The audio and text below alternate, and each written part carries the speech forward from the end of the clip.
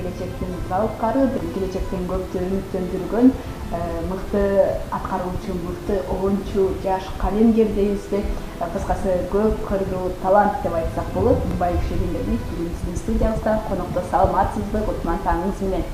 Саламатсыздарбы, урматтуу алып баруучулар, теле көрүүчүлөр, баарыңыздардын кутман таңыңыздар менен. Эмнектеги чыгармачыл адамдардын жан дүйнөсү дейбизби, мезгилдер менен, аба ырайы менен тыгыз байланыштуу эмеспи? Жамгырлуу таң сиздин жан дүйнөңүзгө кандай сезимдерди тартып отурат? Жамгырлуу таң менин жан дүйнөмө көбүнчө мен эми айтып калганда ушу жамгыр күн бүркөлсө эле байыштын кабагы бүркөлө калат. Күн чайыттай ачык болсо анан кайра жыргап каламай. Анан эми азыр бүгүн ага карабайлы бир жаркырайлы деп келдик.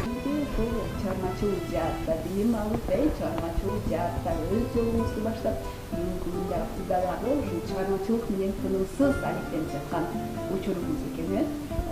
Эң эле алгач ушул чыгармачылыгыңыз тууралуу сөз баштасак. Эң эле алгач 2000 мен өзү кичинекей кезимден бери эле ырдайм да, анан 2014 го дейм. 2014 жылы Насирдин Сановдун 70 жылдыгы болуп калды айылда. Айыл район, Ноокат району ичинде. Анан ошону кароо сынокко катышып, Саройду ырдап, ошону биринчи орунду алып, ошондон жанданып кеткен десем, жаңылышпайм. Бир ноутбук, бир компьютер, бир акчалай сыйлык, тетеги мезгилдеги Жогорку Кеңештин депутаты Алтынбек Сулайманов агабыз өткөргөн. Ага көрүшүп, газетага чыгып кетип, ай жакшы болот турбайбы деп, анан ошо менен 7-8 класс болчумун. Ошо менен анан Ниязалыга тапшырып, аны бүтүп, консерваторияны бүтүп, ошону жолдолоп келатабыз. Андан кийин ошол Ниязалда жүргөндө Миң комузчу деп көчмөндөр оюну чыгып калып, барып калдык. Ошо менен улап жүрөбүз, кырса ийгиликтер болуп эле атат, Кудайга шүгүр. Абдан сонун бүгүнкү күндө дагы ошол билимиңизди улайын деп, буюрса.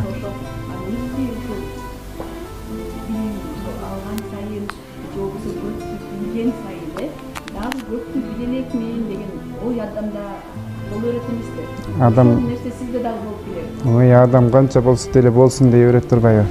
Бизде эми азыркы замандын талабы боюнча билимди экинчи орунга жылдырып коюп эле, менин оюмда.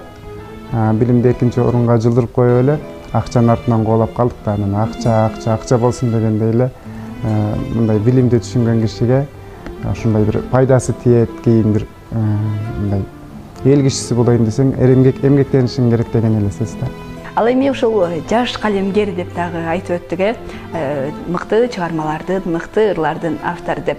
Ушул калемгерлик тууралуу дагы өзүңүз кененирээк айтып өтсөңүз. Эми калемгерлик деп калдыңыз, ошол негизи таланттын баары жашта болот, бирок эми бизде чоң аталарыбыз ырларды жазып калган экен. Бирок мен эмнеден байкадым өзүмдө, ошол Ниязалда окуп жүргөн убагымда конкурс болуп калды. Ошол конкурска чыгармаларды бир сүрөттөр турат да, тарых инсандары боюнча сүрөттөр турат. Ошону менен сүрөттүн алды бош турат. Мындан бир нерсе жетпей атат деп туруп, бир ыр жазып көрсөм окшойт. Ушул Барстек турат, Манас турат, ошо бүт баары турат. Анан ошолорго ыр жазып калгам. Бирок бирөөнө тарттык, тетигил кырсык болуп кетпедиби жаздан кийинчи? Элибизди сел каптап эле ушу жамгыр жаан чачың болуп, ошого ылайыктап карасам жанагы келиндер кыздар менен алып кетип, ошо менен таасир эте кетип, ошол моментте чыгып калган ырлар бар. Ошону эле клип тартып койдук. Анан бирөөсү кызганыч, ол залкар адамдардын сөз обондоруна таандык ырларды тарттык экөө. Негизи эле сөздөрүн өзүңүз жазып атсаңыз дагы обон жактары кандай болуп калат? Обон жактарында обондо чыгарасызбы? Ооба, обончулукка мурда чыгарчумун, атакем, апакем деп, эми чыгармачыл кишилердин 99% апасына арнап ыр жазат да биринчи, анан ошондон чыгып калган обондор бар, бирок акыркы убактарда обончулар менен иштешип калдым. Анткени чымчык сойсо да касап сойсун деген эме менен композитор Нуржигит Малдаяров музыка экөөбүз жолугушсун деген чыгарманы жазган досубуз менен иштешип, жанагы айткан тилсиз жоодогу ырымда эл дос авазуу деген жаш таланттуу иничегибиз бар. Ошо менен биргеликте чыгардык. Ошентип иштешип келебиз. Абдан сонун. Жер жарылса акындын жүрөгү, чыгармачыл инсандын жүрөгү аркылуу өтөт деп айтып коет эмеспи кыргыз элинде? Ошондуктан ошол сиз айтып өткөндөй эле кырсыкта тилсиз жоо деп коебуз, жаратылыш кырсыгы деп коебуз. Ошол учурдан демек таасирленип мыкты бир чыгарма дагы жаралган экен, элге дем күч берген. Негизи эле ушул жүрөгүңүз толкуп турган кандайдыр бир сезимге кабылган учурда жаралабы обондор, ырлар? Ооба, эми жана айтпадыңызбы, таңга маал көбүнчө или 5тен кийин или 12ден кийин жаралат да.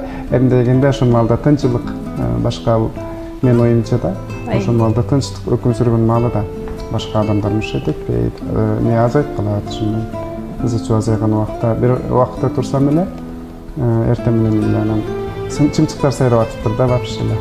Анан жаратылыш музасы деген ыржыр алып кеткен. Ошондой сыяктуу тынчтыкка келген убакта жаралат көбүнчө. Сонун. Ошол эле учурда сиздин ушул өнөргө тарбиялаган, таптаган устаттарыңыз тууралуу сурагым келип турат. Устат баарынан улук деп коет эмеспи? Ошол эле учурда Намазбек Уралиев өңдүү мыкты залкар инсандардан билим алыптырсыз. Өзүңүз кененирээк айтсаңыз. Сиз айткандай, мен эми кенен айт дегениңизге байланыштуу. Мектеп чагында музыка мугалими сенин устатың болуп калат экен, линейкада болобу. Ошол ар бир линейкада мен ырдамай сайын линейка өтчүмүз да, мектеп чагында. Андан кийин Ниязалда Элмира Ибраимжанова деген мыкты өнөргө, анан педагогикага өнөрүн арнаган эже экөөбүз бар. Ошо эже экөөбүз менен биргеликте 4 жыл окудук. Андан да жакшы таалим алып, анан келип туруп Намазбек Уралиев агайга туш болдук. Намазбек Уралиев агай менен биргеликте консерваториянын каймактары менен Улукмырза Полотовдон вокалдан окудум, Уралиевден комуздан окудум. Канчалаган профессорлордон маалымат алдык. Ирина Сиоркулова деген эже экөөбүз бар, эжеден дагы маалыматтарды, кеп кеңештерди алып турабыз. Андан сырткары кароо сынактарга катыштырган көбүнчө бир Катеркада бир улуттук каналда Сөнгүл Кадырова деген эже экөөбүз бар. Ошол эже экөөбүз менен дагы иштешип калдык. Дагы деле иштешип келебиз. Ошол тарап бир жерден көбүрөөк дегендей, ушундай улуу кишилердин совет кеңештери менен өнүгүбөсөбүз деген ниеттебиз. Абдан сонун. Анан бүгүнкү күндө дагы өзүңүз ошол мугалимдик жолду, устаттык жолду жолдоп, устаттарыңыздын жолун жолдоп деп айтсак болчудай, өзүңүз дагы жаш жеткинчектерге билим берип, ушул музыка жаатында сабатын жоюп деп айтсак болот, нота таанып жаткан учуруңуз экен. Эми ошол үйрөнгөн нерсебизди элге үйрөтөлү деген ниетте колубуздан келишинче мектептерде комуз иримдерин жетектеп келебиз. Бир-эки мектепте, анан частный школаларда дагы буюрса ачылган атат. Гапыр Мадаминов агайыбызды уктуңуздар да. Ошол агайдын Данакер деген частный мектеп ачылган турат. Ошол жерде музыкадан сабак берген атам буюрса. Сонун жагы. Бирок ошол менен биргеликте чыгармачылыкты дагы алып кетебиз. Балдарга таалим берүү бул эми жашоодо айтып коет эмеспи, эң маанилүү нерселердин бири бул кесипти туура тандоо депчи. Балдарга ошол сен үйрөткөн нерсеңди ойноп олтурса, чертип олтурса, сен мындай какой-то бир максатыңа жеткен болуп эсептелесиң да, кандайдыр бир коомго кичинекейден болсо дагы пайдабызды тийгизип атабыз деген ойдобуз.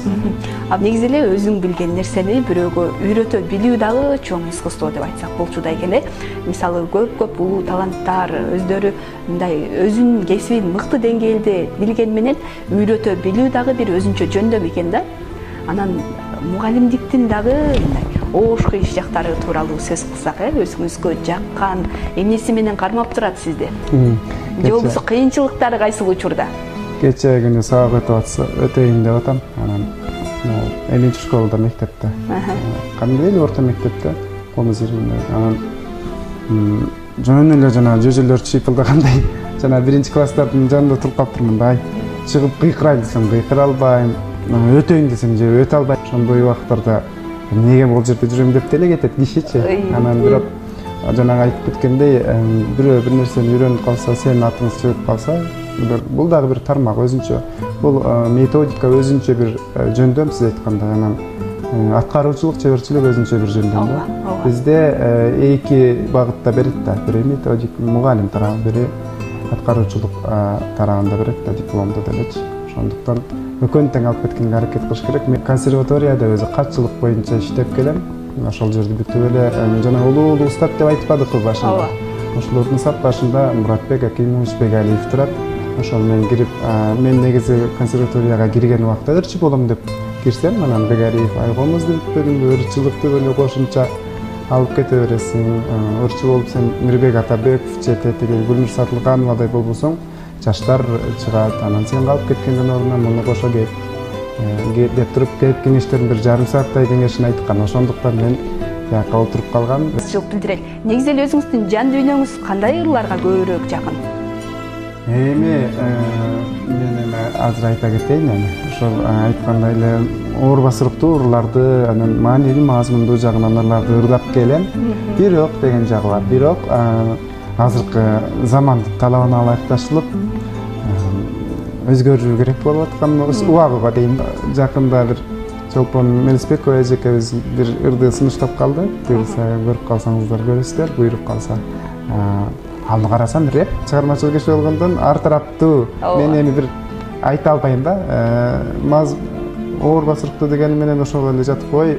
Шаңдырларды деле ойноп жүрөбүз. Ар тараптуу десем жаңылышпайм. Бул эми бул өтүп кетүү эмес. Просто бул аткарып көрүү. Просто мындай бир эле жолу 2 жолу аткарып көрөсүң, эл кандай кабыл алса ошондой кабыл алып, анан кайра калып кала берет. Мүмкүн да. Өзүңүзгө кандай болду ошол аткаруудагы сезимдер? Бир кызык эле анан тетиги антпейин десең, азыркы жаштардын баары барып биз Европа стилине өтөбүз деген айтабыз да. Анткени мындай оор басырыктуу ырлардын күчү жоголуп, азыркы заманда кийим эле ошо эми айтсам туура болбой калат. Жеңил желпирлар элдерге бат сиңип атат, бирок бат өчүп атат, аны билип атабыз. Бир жылдын ичинде эле башкалар жеңил желпир чыгат, ал калып кетет. Бирок ошондуктан бир эми проба кылып көрөбүз да. Жөн эле проба кылып көрөк, өзгөрүп кетет деген. Замандын агымы менен агып көрөлү деген ой болуп жаткан экен демек.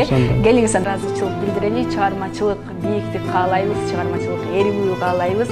Ар дайым алдыга өсүп, умтулуп, мына ушундай жакшы бир ийгиликтерге жете бериңиз деген дагы жакшы тилегибизди кошумчалап өтөлү. Биз эми канча убакыт бою сиздерге жакшы маанай тартуулаганга аракет кылдык.